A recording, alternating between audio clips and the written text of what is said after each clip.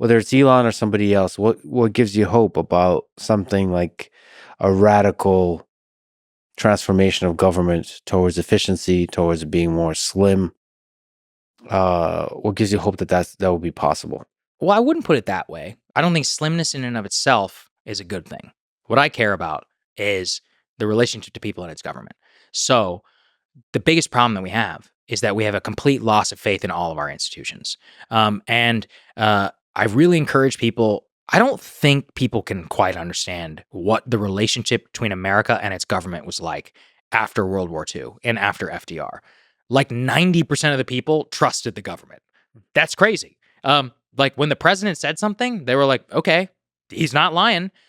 Think about our cynical attitude towards politicians today. That is largely the fault of Lyndon Johnson and of Richard Nixon, and that entire fallout period of Vietnam. Vietnam in particular really broke the American character and its ability and its relationship with government. And we've never recovered faith in institutions ever since that. And it's really unfortunate. So what makes me hopeful, at least this time, is anytime a president wins a popular vote and an election, is they have the ability to reset and to actually try and build something that is new. And so, what I would hope is that this is different from the first Trump administration, in which the mandate for Donald Trump is actually carried out competently. Yes, he can do his antics, which got him elected. You know, at this point, we can't deny it. McDonald's thing is hilarious. It's funny. You know, it is. People love it.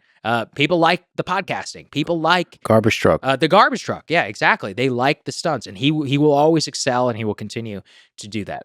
There are policy and other things that he can and should do, like the pursuit of no war, like solving the immigration question, and also really figuring out our economy, the way that it currently runs, and changing it so that the actual American dream is more achievable.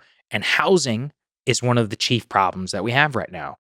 The real thing is Donald Trump was elected on the backs of the working man. I mean, it's just true. Households under $100,000 voted for Donald Trump. Maybe they didn't do so for economic reasons. I think a lot of them did for economic, but a lot of them did for immigration, for cultural, but you still owe them something. And there is, I would hope that they could carry something out in that respect that is not a similar continuation and chaotic vibe of the first time, where everything felt like it exploded any time, with staffing, with even his policy or what he cared about or his ability to pursue.